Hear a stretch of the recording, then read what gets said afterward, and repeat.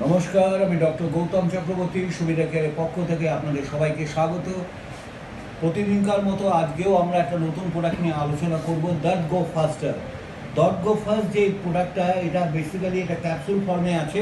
এটা কোথায় আপনি ব্যবহার করবেন, কেন ব্যবহার করবেন, কিভাবে ব্যবহার করবেন সে সম্বন্ধে একটু বলি।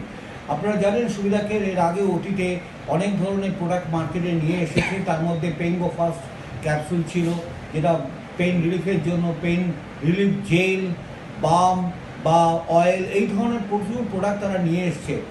আবার নতুন একটি প্রোডাক্ট নিয়ে এসছে ডট গো ফাস্ট। এই ক্যাপসুলটার বিশেষত্ব হচ্ছে এর মধ্যে কিছু ভালো ইনগ্রেডিয়েন্টস দেওয়া আছে, যেমন নীলকুন্ধি, ব্যথা কমাবার জন্য অত্যন্ত ভালো কাজ করে। গোখরু, তার সঙ্গে দেওয়া রয়েছে আপনার অন্যান্য যে অশ্বগন্ধা থেকে শুরু করে অর্জুন ছাল থেকে শুরু করে নানা রকমের সমৃদ্ধ ভালো ভালো ইনগ্রেডিয়েন্ট সমৃদ্ধ এই প্রোডাক্টটার ডট গো ফাস্ট এই ক্যাপসুলটা কোথায় আপনি কেন ব্যবহার করবেন। দেখুন, আমরা প্রত্যেকেই জানি যে আমাদের শরীরে যখনই কোথাও জয়েন্টে, বিশেষ করে জয়েন্টে বা বিভিন্ন শরীরের বিভিন্ন অংশে যখন আমাদের খুব ব্যথা হয়, আমরা তখন পেইন রিলিফের জন্য একটা পেইন কিলার খাই।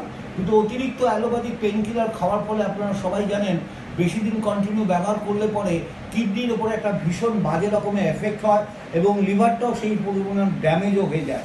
তো আমরা অনেক সময় বলি পেইন কিলার মানে হচ্ছে আপনার কিডনি কিলার। কিন্তু এই অর্গ্যানিক বেসের যে প্রোডাক্টটা ডট গো ফাস্ট, এই ক্যাপসুলটার সুবিধাটা হচ্ছে এটা পিওরলি অর্গ্যানিক, এর মধ্যে কোনো কেমিক্যালস নেই। সুতরাং আপনি দীর্ঘদিন যদি এটা ব্যবহারও করেন, সেই কারণে আপনার কিডনি বা লিভার কোনোভাবেই কিন্তু অ্যাফেক্টেড হচ্ছে না। কোথায় ব্যবহার করবেন?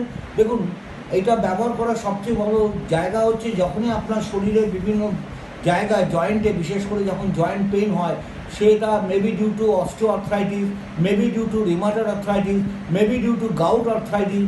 গাউট আর্থ্রাইটিস আপনারা অনেকে জানেন, যখন ব্লাডে ইউরিক অ্যাসিড বেড়ে যায় তখন ইউরো ক্রিস্টাল বলে একটা ক্রিস্টাল তৈরি হয়, যেটা কিডনি ফাংশনটা খারাপ হলে ইউরো ক্রিস্টালটা তৈরি হয় এবং সেই ইউরো ক্রিস্টালটা ব্লাডে এসে বিভিন্ন জয়েন্টে ডিপোজিট করে সেখানটার পেইন দেওয়া শুরু করে। তেমনি রিউমাটয়েড আর্থ্রাইটিস যখন সোয়েলিং হয়ে যায়, বা অস্টিও আর্থ্রাইটিস বয়সের কারণে যখন কার্টিলেজটা ড্যামেজ হয়ে যায়, যেটাকে articular damage of the cartilage বলি আমরা, সেটার কারণে দেখবেন অনেক সময় জয়েন্ট পেইনটা শুরু হয়। সেটা পেলভিস জয়েন্ট হতে পারে, কোমরের জয়েন্ট হতে পারে, কিংবা আপনার হাঁটুতে নি জয়েন্ট হতে পারে, বা স্ক্যাপুলা যেটা শোল্ডার জয়েন্ট হতে পারে, বিভিন্ন জয়েন্ট, অ্যাঙ্কেল জয়েন্ট হতে পারে, রিস্ট জয়েন্ট হতে পারে। শরীরে বিভিন্ন জয়েন্টে যে সমস্যাগুলো হয়, আমি বলবো আপনার ডট গো ফাস্ট ক্যাপসুলটা দিনে দুবার করে খান, কন্টিনিউয়াস 1 মাস 1.5 মাস খান, দেখবেন আস্তে আস্তে আপনার ব্যথাটা সাবসাইড করছে। খাবার নিয়মটা আবার বলে দিই, সকালবেলা ব্রেকফাস্টের পরে একটা করে ক্যাপসুল, আবার সন্ধ্যেবেলা কিছু খাবার খেয়ে একটা ক্যাপসুল, দিনে দুবার। মনে রাখবেন, ডট গো ফাস্ট ক্যাপসুল দিনে দুবার খাবেন, সকালে আফটার ব্রেকফাস্ট, আবার সন্ধ্যেবেলা after having some food in the evening, তারপরে আরও একটা ক্যাপসুল খান।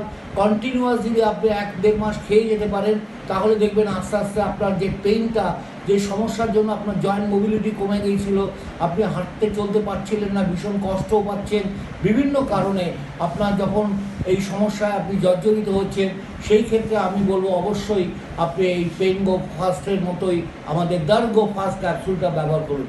নমস্কার, ধন্যবাদ।